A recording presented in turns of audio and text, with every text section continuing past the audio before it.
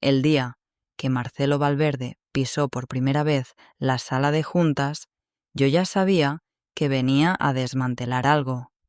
Lo supe por cómo evitó mirar a los veteranos a los ojos, por cómo fingía que entendía los diagramas de contingencia que tapizaban mi escritorio y por la manera en que torció la boca cuando pregunté si quería que le explicara la arquitectura de continuidad que habíamos instalado para la fusión. Me miró como si le hablara en sánscrito, y luego, con esa sonrisa preensamblada que traen los hombres que confunden carisma con poder, me dijo: «No te preocupes, Patricia, ya veremos después lo técnico. Primero vamos a dar una refrescadita al equipo». Refrescadita. Como si fuéramos un PowerPoint viejo. Lo observé dar órdenes durante las siguientes semanas con la energía de quien nunca ha tenido que apagar un incendio, solo posar junto a la manguera. Hablaba de innovación como si fuera un eslogan publicitario, no una práctica sistémica. Yo, mientras tanto, seguía haciendo lo mío. Garantizar que los contratos tuvieran salidas de emergencia legales, que los servidores tuvieran failovers silenciosos, que los backups fueran redundantes, pero no molestos. Me ocupaba de que los riesgos no estallaran y de que, si lo hacían, nadie muriera de la explosión. El trabajo de una directora de continuidad estratégica no es que te aplaudan, es que nadie se dé cuenta de que hiciste lo necesario para que todo funcione. Mi nombre aparecía apenas en los márgenes, literalmente, pequeño, preciso, en cada pie de página de los contratos sensibles, nunca en titulares, jamás en discursos. Pero si alguna vez hubo una tormenta en esta empresa, yo era el pararrayos oculto. No necesitaba protagonismo, necesitaba control, y lo tenía. Hasta que llegó Marcelo con su show y su renovación simbólica. Antes de continuar, solo una cosa rápida. Si esta historia te está atrapando, aunque sea un poquito, dale like al video y suscríbete. El 97% de las personas que escuchan estas historias no están suscritas, y tu apoyo realmente ayuda al equipo a seguir creando más contenido como este. Gracias de corazón. Volviendo a lo importante, yo ya intuía que la tormenta venía cuando vi que Marcelo se había traído a su propio consultor de confianza, un tipo que no sabía pronunciar la palabra redundancia, sin parecer que hablaba de su exesposa. Revisaron departamentos, hicieron gráficos en Excel con colores chillantes y enviaron correos con asunto en mayúsculas. Todo para justificar un cambio que ya venía decidido desde antes de que aterrizara en esta ciudad. Una semana antes del anuncio de la fusión, Marcelo me pidió pasarle los contratos relevantes, pero en versión ejecutiva. Le ofrecí un resumen con lo esencial, pero también, por pura precaución, le extendí una carpeta azul. Era delgada, con apenas 3 hojas impresas. Este es el documento base del contrato de continuidad de 2018, le dije. Lo trabajamos con asesoría externa y tiene una cláusula que vale la pena revisar si vamos a firmar con el socio alemán. Me la devolvió sin abrir. Eso ya está cubierto en la fusión, ¿no? Además, no quiero marear a los del consejo con tecnicismos. Asentí. Lo guardé de nuevo en mi portafolio. Él no lo sabía. Nadie lo sabía. Pero ese contrato, y en especial la cláusula 9.3, fue redactado por mí con atención quirúrgica. Exigía que, para cualquier operación de absorción o fusión con terceros, debía firmar personalmente quien ocupara el cargo de dirección de continuidad en el momento de la integración. No una firma simbólica, una firma operativa, legal y ante regulador. Una vez, alguien me preguntó si no me dolía ser invisible. Le respondí que prefería ser la red que nadie ve, a ser el acróbata que todos miran mientras se cae. Esa soy yo. Firme, puntual y aparentemente prescindible. hasta que el suelo se mueve. Queremos proyectar algo fresco, Patricia. Más ágil, más dinámico, más, ya sabes, siglo XXI. Eso fue lo que me dijo Marcelo durante la primera reunión 1 a 1 que tuvimos. Él de pie, caminando de un lado a otro de la oficina, como si estuviera ensayando una charla TED, yo sentada con las piernas cruzadas, el portafolio sobre las rodillas y mi pluma favorita entre los dedos. No lo interrumpí. Lo dejé hablar de sus visiones, sus gráficas de tendencia, su nuevo enfoque people-centric, como si las personas fueran una infografía interactiva. Luego, me miró como si esperara que aplaudiera. No lo hice, solo dije: ¿te gustaría que revisemos juntos los flujos de contingencia antes del anuncio oficial?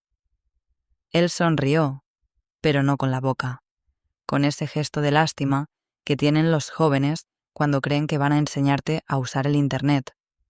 No te preocupes por eso, respondió, casi con ternura. Ya tenemos al equipo legal afinando todo. Lo que quiero es que todos empiecen a pensar en su propio legado. ¿Qué van a dejar atrás? Yo parpadeé lento. No por sorpresa, sino por contención. Él hablaba de legado como si se pudiera colocar en una vitrina, no como lo que realmente es, lo que queda en pie cuando tú ya no estás para sostenerlo. Lo observé durante semanas hacer malabares para parecer competente. Cambió el logo de la empresa. Trajo a un influencer para dar una conferencia sobre el liderazgo disruptivo. Instaló una zona creativa con puffs y luces LED que nadie usaba. Y claro, anunció una reestructuración simbólica, la cual, según él, demostraría que estábamos listos para los desafíos del futuro.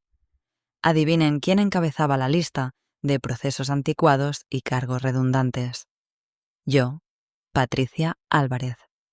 La mujer que había mantenido los contratos alineados con 5 marcos regulatorios distintos en 3 continentes, que había gestionado las crisis de los apagones en 2014, las filtraciones de datos en 2017, la pandemia en 2020 y el colapso del proveedor clave en 2021.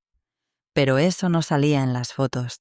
En los PowerPoints de Marcelo, mi rol era un icono gris con una línea punteada que decía «En revisión». Entonces me invitaron a una reunión que no estaba en mi calendario. Sala B, 8:00 AM del jueves. Solo Marcelo, el jefe de RRHH y yo. La mesa estaba vacía, sin papeles, sin agua. Ni siquiera hicieron el esfuerzo de fingir una despedida elegante. Marcelo lo dijo como si me ofreciera una cortesía. Tu puesto ya no es necesario. Queremos agradecer tu trayectoria, por supuesto, y estamos seguros de que podrás cerrar este ciclo de la mejor manera. Yo no hablé. Solo saqué mi carpeta azul y la deslicé sobre la mesa. Tal vez quieran revisar esto antes. No la tocó. La miró como quien ve una estampita religiosa que le incomoda. Te lo agradezco, pero esto ya está decidido. Lo observé mientras decía todo eso. Le temblaba apenas la comisura del labio inferior, como si supiera que algo no encajaba del todo. Pero no lo suficiente como para detenerse. Me levanté, recogí la carpeta y dije lo único que podía decirle a alguien así sin desperdiciar saliva. Buena suerte. Me marché dejando la puerta entornada. No por cortesía, por cálculo. Ya afuera, pasé por mi oficina, tomé el portafolio que nunca dejo y bajé sin despedirme de nadie. No dejé mi gafete, no entregué la laptop, no firmé recepción de liquidación. Sabía que volverían a llamarme. No por nostalgia, por necesidad. Cuando salí a la calle, respiré hondo. Ese día, el aire tenía ese olor metálico que precede a una tormenta. Y yo llevaba mi paraguas. La sala de juntas parecía más una sala de espera, silenciosa, impersonal, sin aroma a café ni notas de bienvenida. Marcelo estaba ya sentado al fondo, con una carpeta cerrada frente a él y su sonrisa afilada, de esas que no llegan a los ojos. A su lado, el director de recursos humanos, ese hombre cuyo apellido siempre olvidaban todos, pero que aparecía como firma en cada memo desagradable. Nadie más. No hubo testigos, ni notas protocolarias, ni agradecimientos por los años de servicio. Ni siquiera una flor plástica. Solo la frase que él había ensayado y que soltó con tono de presentador de televisión. «Tu puesto ya no es necesario». Lo dijo así, sin preámbulos, sin contexto, sin el más mínimo respeto por el trabajo que había sostenido cada pilar de esa empresa durante más de una década. No me pidió que me sentara, no esperó mi reacción, solo bajó la vista como si ya hubiera cumplido con un trámite. Lo observé en silencio, casi con ternura, como quien ve a un cachorro morder el cable de una licuadora sin entender lo que acaba de hacer. No protesté, no lloré, no argumenté. Si algo aprendí todos estos años es que hay silencios más elocuentes que 1000 reportes. Me giré, recogí mi carpeta, la azul, la misma que me había guardado la semana pasada. Luego mi portafolio y, por último, mi pluma. La antigua, de acero oscuro, grabada con mis iniciales. Siempre estaba conmigo, pero nunca la usaba en vano. La metí con cuidado en el estuche de cuero que guardaba en el compartimento secreto del bolso. Cerré con un clic suave, y solo entonces hablé. «Buena suerte». Eso fue todo. Salí de la sala con paso firme. No volteé. Sabía que él me estaba mirando, esperando una escena. Nunca se la di. Ni un gramo de emoción, ni una palabra de más. No les concedí ni la cortesía de una despedida efusiva. Bajé por las escaleras, ignorando el ascensor. Cada peldaño se sentía como una nota escrita con tinta invisible. Todavía no era el momento de leer el mensaje completo, pero cada paso me acercaba. En mi oficina no había nadie. Era temprano. Tomé mis cosas más esenciales, la carpeta, donde guardaba copias de respaldo de las cláusulas críticas, mi cuaderno de espiral con claves cifradas y un termo que me regaló un proveedor noruego que insistía en que mi previsión le había salvado de una sanción millonaria. Revisé 2 veces mi cajón, no por descuido, sino por rutina. No olvidé dejar nada que pudiera servirles, pero me aseguré de no llevarme nada que no fuera mío. No entregué el gafete, ni la laptop, no firmé papeles, no pedí ayuda. Pasé por la recepción sin saludar, y al llegar a la puerta giratoria, me detuve un segundo. Vi mi reflejo en el vidrio, el pelo recogido, la mirada intacta. Me acomodé el saco y salí. Afuera, el sol estaba bajo, pero presente. Crucé la calle con la serenidad de quien no huye ni regresa. Fui a una cafetería cercana, la misma donde solía leer cuando me mandaban a tomarme un descanso. Me senté junto a la ventana y pedí lo de siempre. Espresso doble, sin azúcar. Abrí el cuaderno. Escribí 2 nombres, un número de cláusula, una hora, 4:00 p.m. Guardé el bolígrafo. Todavía no era el momento, pero pronto, muy pronto. El reloj marcaba las 11:38 a.m. cuando al abogado corporativo, Álvaro Meza, se le heló la sangre. Estaba en la sala de conferencias del piso 14, solo, repasando por 4ª vez el contrato final de la fusión con Lutz Tech, la empresa alemana. El trato era histórico. 270 millones de dólares, acceso a nuevos mercados europeos y la oportunidad de que Marcelo Valverde se parara frente a las cámaras y dijera que había sido el artífice del Renacimiento. Álvaro llevaba toda la mañana cotejando versiones, sellos, enmiendas, verificando que nada estuviera fuera de lugar antes de enviarlo al regulador para su validación formal. Pasaba las páginas con el método impersonal de los abogados que ya han sobrevivido suficientes guerras corporativas como para no dejarse impresionar, hasta que llegó a la página 47, subsección 3, título en negritas, Cláusula 9.3. Garantía de continuidad operativa. Su dedo se detuvo. Sus ojos leyeron. Su rostro perdió color. La cláusula decía, palabra por palabra.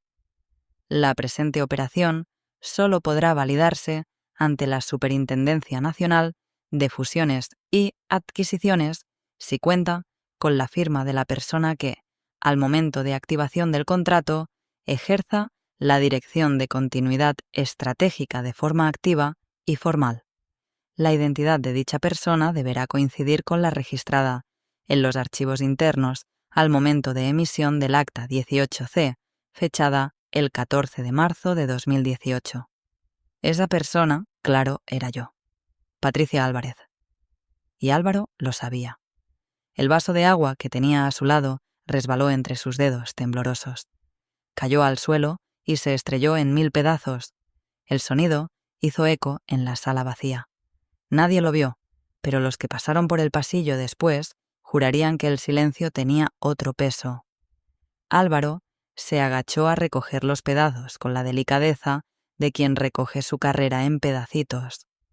Marcelo llegó 20 minutos después, confiado, con el nudo de la corbata flojo, hablando por teléfono con algún medio económico.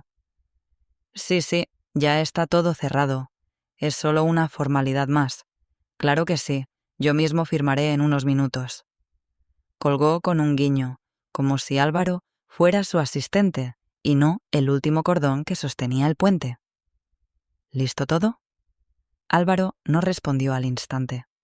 Le extendió el contrato sin hablar, con la página abierta en la 47. Marcelo lo miró. Frunció el ceño. Luego sonrió, como quien no entiende un chiste, pero quiere parecer listo. ¿Y qué tiene esto? Lee la cláusula, dijo Álvaro, ahora con la voz seca. Marcelo la leyó. 2 veces. La sonrisa desapareció tan lento como se apaga una vela en una habitación cerrada. Pero, ¿eso no lo podemos firmar nosotros igual? ¿O lo quitamos? Álvaro lo miró como si acabara de escuchar que el océano se puede doblar. Marcelo. Esa cláusula fue registrada en 2018, ante notaría, blindada por 2 firmas externas y verificada en auditoría externa durante la renovación de licencias operativas. No es optativa, es estructural. ¿Y no podemos cambiarla? No, sin que la superintendencia revise y apruebe una versión nueva, lo cual, como sabes, tomaría entre 3 y 6 meses. Marcelo tragó saliva. Por primera vez desde que llegó, se le notó el sudor. ¿Quién la escribió? Álvaro no tardó ni un segundo en responder. Patricia Álvarez. La trabajó con el despacho Estevez Godoy cuando consolidamos el protocolo de continuidad. Fue su proyecto estrella. Y tú la despediste hace 3 horas. Marcelo se quedó de pie, callado, con la expresión de alguien que entiende que acaba de patear un cable pelado descalzo. A las 4:00 p.m. debía enviarse el contrato firmado. Eran casi las 12. Nadie dijo nada durante varios segundos. Luego, Marcelo habló. ¿Ya la llamaste? Llamé a su número. No respondió. Álvaro lo miró fijamente. Ni va a responderte si lo haces tú. El presidente del consejo se frotó la frente. El aire acondicionado parecía no alcanzar. Afuera, en algún lugar, yo seguía sentada en una cafetería, cruzada de piernas, leyendo tranquila, revisando mi reloj de vez en cuando, esperando. Mientras Marcelo se acercaba al borde del pánico, yo solo esperaba que el tiempo hiciera lo suyo. Porque no hay nada más peligroso que una mujer subestimada con una cláusula bien redactada. Y ellos estaban a punto de entenderlo. A las 12:31 p.m. mi teléfono empezó a vibrar. Primero fue un número privado, después el fijo de la oficina, luego Álvaro, luego Recursos Humanos, luego otro número desconocido. No respondí ninguna. Apagué la vibración y seguí leyendo. Crimen y castigo, capítulo 12. Me gusta releer a Dostoyevsky cuando el mundo se tambalea. Es útil recordar que hay culpas que ni el tiempo perdona. Estaba sentada junto a la ventana de una cafetería que conocía de memoria, a solo una cuadra de la empresa. Desde ahí se podía ver la torre acristalada, la misma en la que Marcelo había decidido jugar a ser Dios sin leer la Biblia. El edificio lucía exactamente igual que todas las mañanas, funcional, brillante, artificial.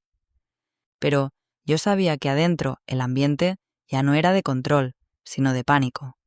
Los hombres como Marcelo no sabían gestionar crisis sin guión, y menos aún si la persona con las respuestas había dejado de jugar.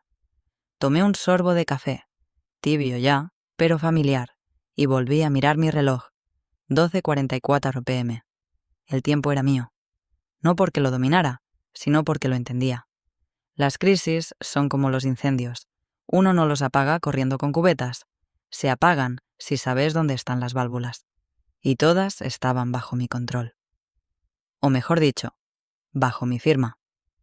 A las 12:52 recibí un correo de recursos humanos. El asunto era un escueto, solicitud de contacto urgente. El cuerpo del mensaje no tenía más de 3 líneas. Estimada Patricia, lamentamos profundamente los recientes acontecimientos. Queremos expresarte nuestra total disposición para dialogar en los términos que consideres adecuados. Estás en todo tu derecho de solicitar lo que creas justo. Lo leí sin emoción. Cerré la bandeja. Un minuto después entró otro mensaje, esta vez de Álvaro Meza.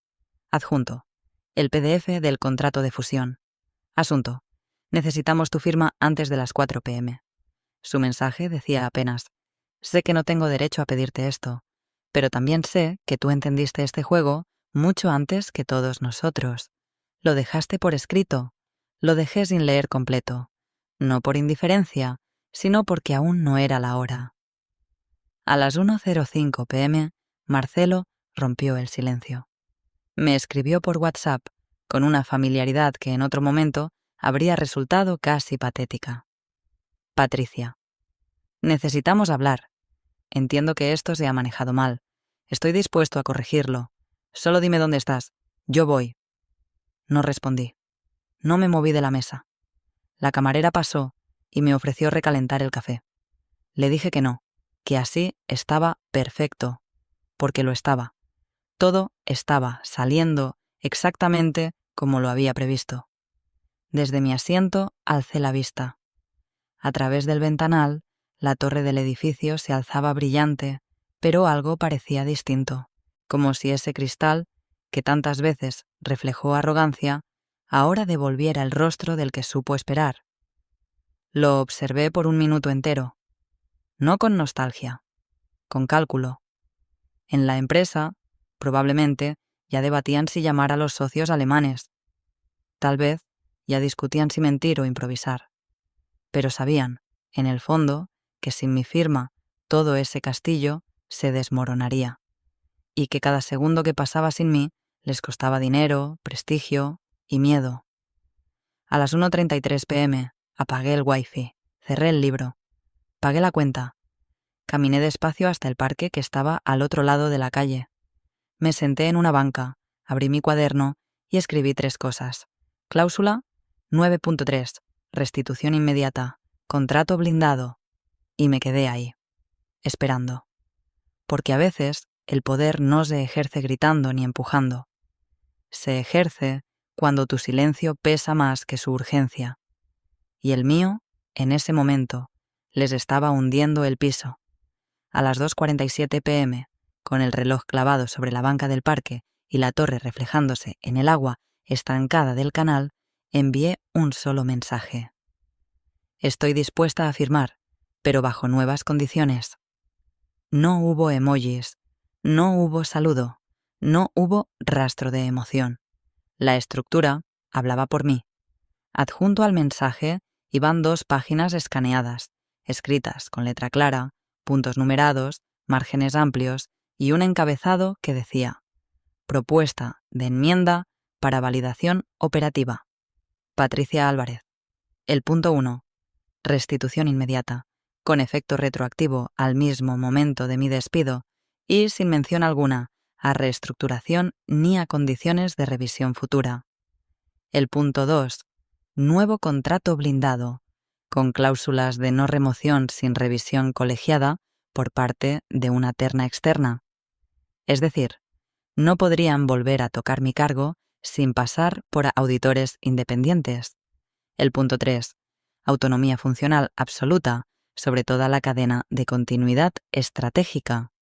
Nadie, ni Marcelo, ni ningún nuevo director operativo podría intervenir sin autorización explícita mía. Y el punto 4, el que Álvaro leyó 2 veces, en silencio, sin atreverse a comentar. Inclusión inmediata de la nueva cláusula 12.7, bautizada con nombre clave Directiva Permanente. Un párrafo que aseguraba que cualquier futura reestructuración debería consultar, validar y documentar el impacto operativo bajo mi criterio técnico, y que ese criterio tendría valor vinculante, legal, no simbólico, vinculante. El mensaje llegó directo al correo de Álvaro. También lo reenvié a R. Pruachachet y por cortesía a Marcelo. No esperé confirmación de lectura. No la necesitaba. Sabía que en cuanto vieran el título, sus gargantas se cerrarían un poco. Álvaro fue el primero en reaccionar. Respondió en menos de 5 minutos con una frase que me confirmó que el tablero estaba donde yo quería. Revisado. Impecable. Procedemos con lo solicitado. Por favor, indícanos tu hora estimada de llegada. Marcelo, en cambio, no respondió. Pero me imaginé perfectamente su rostro.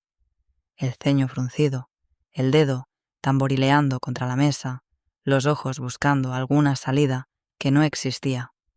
Él no entendía aún cómo había llegado hasta ahí, cómo la mujer que minutos antes había sido eliminada de su juego ahora tenía el poder absoluto sobre si se firmaba o no un contrato de 270 millones. Y lo mejor era que no podía culpar a nadie más. Yo no lo enfrenté, no hice escándalo, solo escribí, estructuré, blindé y esperé. En la empresa, el aire debía haberse vuelto denso. Los socios extranjeros esperando, el reloj avanzando, el abogado corriendo entre oficinas con papeles marcados y documentos adicionales que ya no sabía si clasificar como anexo o como rescate. Yo me puse de pie, sacudí las migas del saco y caminé sin prisa. Crucé la calle, entré al lobby sin necesidad de mostrar gafete, saludé con una leve inclinación a la recepcionista, que esta vez no se atrevió a preguntar nada. Subí por las escaleras. 5º piso. Departamento legal. Álvaro me esperaba en la puerta. La sala 2 está libre, dijo. Todo lo que pediste ya está impreso. Los ajustes fueron incorporados tal cual. No cambiamos una coma. Le agradecí con un gesto leve. Pasé junto a él y cerré la puerta. En la mesa, el nuevo contrato me esperaba. Más liviano que los anteriores, pero más potente. No pesaba por el papel. Pesaba por el silencio. Abrí el portafolio, saqué mi pluma, la de acero oscuro. Giré la tapa. No firmé todavía. Solo tracé mi nombre en el aire, como quien ensaya un nuevo comienzo sin hacer ruido. La sala tenía una pequeña ventana con vista al edificio contiguo. Desde ahí ya no se veía la torre entera, pero sí parte de sus ventanales. Reflejaban una sombra difusa, pero firme. Me senté. Abrí el documento. Revisé una última vez. Cada línea decía exactamente lo que yo necesitaba que dijera. Nada más, nada menos. Mi firma era el interruptor, y yo decidía cuándo encender la luz. Cuando volví a cruzar los torniquetes de acceso, la tarjeta pasó sin necesidad de que la deslizara más de una vez. La luz verde parpadeó. Las puertas se abrieron. No hubo alarmas, ni preguntas, ni bloqueos. Solo una asistente, que me miró desde recepción, Se levantó de inmediato y asintió con un respeto que no había estado ahí la última vez que entré. El uniforme le quedó grande, pero el silencio fue perfecto. Subí sola. Nadie me acompañó. Nadie se atrevió. En el 5º piso, Recursos Humanos me esperaba con una sonrisa tensa, como quien recibe a una auditora del SAT sin saber si la visita es de cortesía o de sentencia. No me ofrecieron café. No hicieron chistes. Solo me extendieron una carpeta con documentos que ya conocía. Estaban firmados, por ellos, por legal, por dirección. Todos con hora marcada, 3:37 p.m. Yo tenía 21 minutos para cerrar el círculo. Te hemos asignado temporalmente la Oficina de Vinculación Internacional, dijo el jefe de RRAHH, evitando mirarme a los ojos. Estamos reacomodando espacios. Asentí sin hablar. Caminé por el pasillo con la carpeta bajo el brazo y mi portafolio firme en la mano. En cada cubículo, alguien fingía estar ocupado, pero yo sabía, lo he sabido siempre, cuando los teclados no suenan de verdad. Las miradas bajaban al verme, no por vergüenza, por reconocimiento. La oficina temporal era pequeña, sin placa, con una silla de respaldo bajo y una lámpara que nos servía. Abrí la puerta, dejé el portafolio sobre el escritorio y lo primero que hice fue abrir el cajón central, vacío. Bien. Saqué de mi bolsa una hoja de papel bond, doblada en 4. La desplegué con cuidado y escribí con marcador negro, en letras mayúsculas, temporal, pero esencial. La pegué con cinta en la puerta, del lado de afuera. Nadie dijo nada. A las 3:55 p.m. volví a sacar la pluma, la de acero oscuro. Giré la tapa con calma y firmé en cada hoja. Primero el contrato corregido, luego la hoja de restitución, luego la cláusula 12.7, directiva permanente. Revisé cada punto como si leyera un diario personal. Cada firma fue un paso más hacia el orden, no el anterior. Uno nuevo, uno hecho por mí. A las 3:58 p.m, en punto, terminé. Respiré hondo. Cerré la pluma. La guardé. Me quedé mirando la carpeta abierta por unos segundos. No sentí triunfo. Sentí alineación. Como si el universo, finalmente, hubiera encajado en su sitio. Recursos Humanos tocó la puerta. No entró. Solo dejó en la rendija un gafete nuevo. Tenía mi foto. Un logo actualizado. Y debajo, mi nombre completo. Patricia Álvarez, directora de Continuidad Estratégica. Lo tomé, lo observé y lo dejé sobre el escritorio. Nadie me pidió que lo usara, no porque olvidaran hacerlo, sino porque sabían que ahora yo no necesitaba identificación para ejercer poder. En esa oficina sin nombre, sin adornos, sin historia, algo había cambiado. No la decoración ni el título, sino la atmósfera.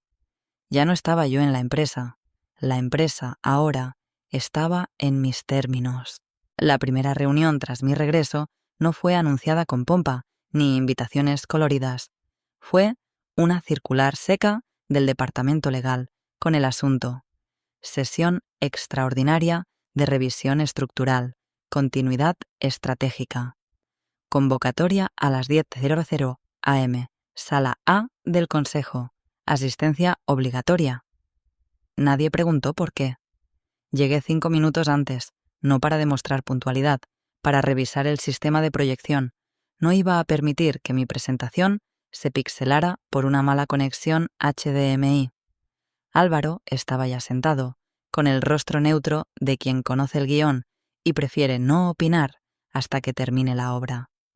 Marcelo entró al último, sin mirar a nadie, con una carpeta que no abrió ni una sola vez durante la sesión. Comencé sin saludo.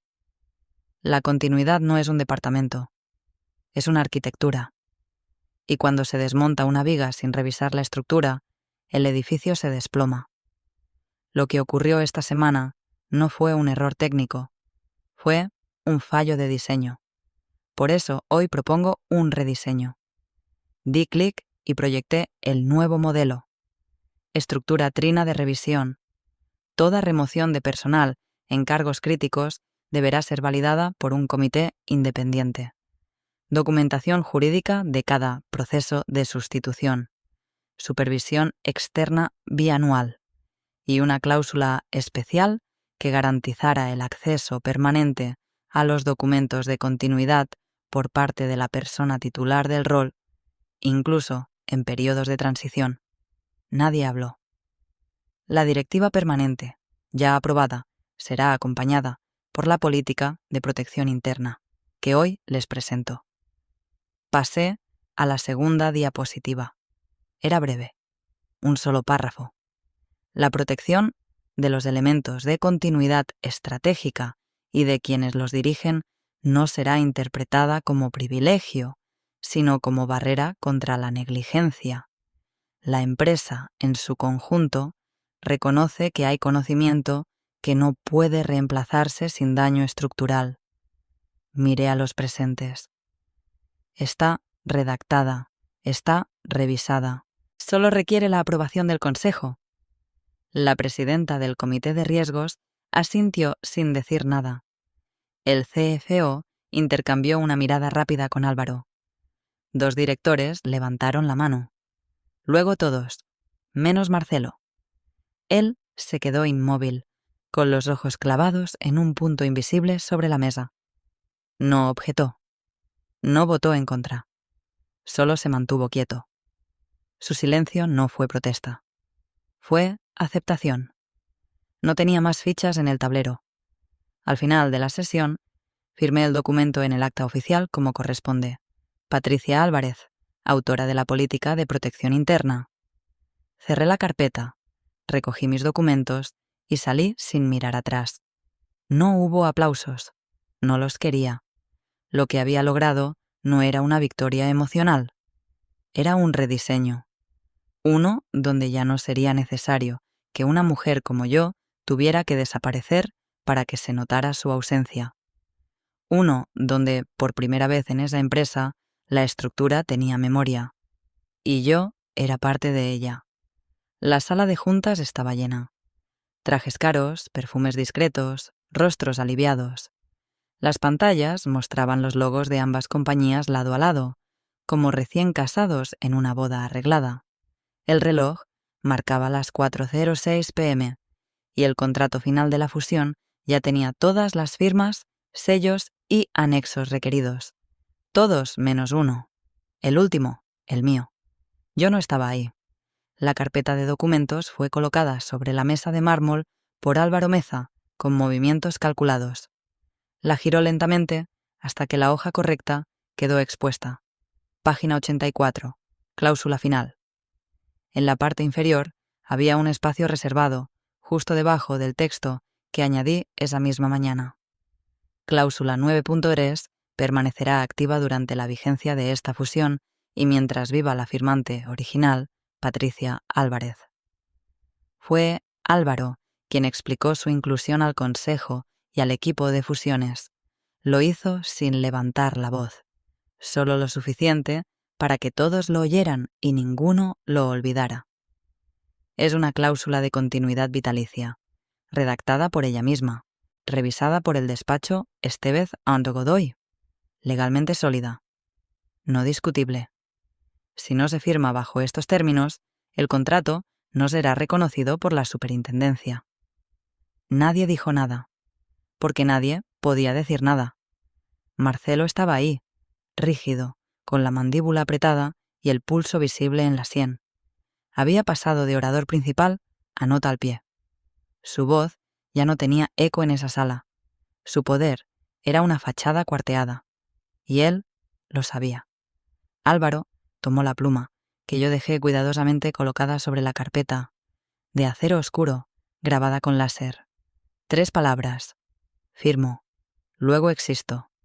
La destapó.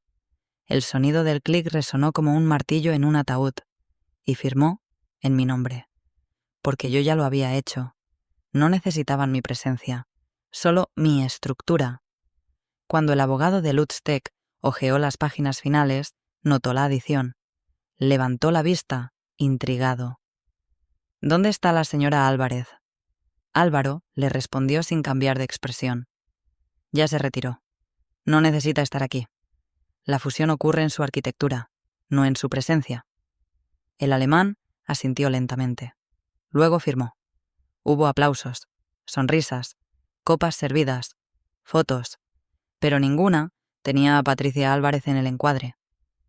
Yo, mientras tanto, caminaba por el parque que cruzaba detrás del edificio, con el bolso al hombro y el teléfono apagado.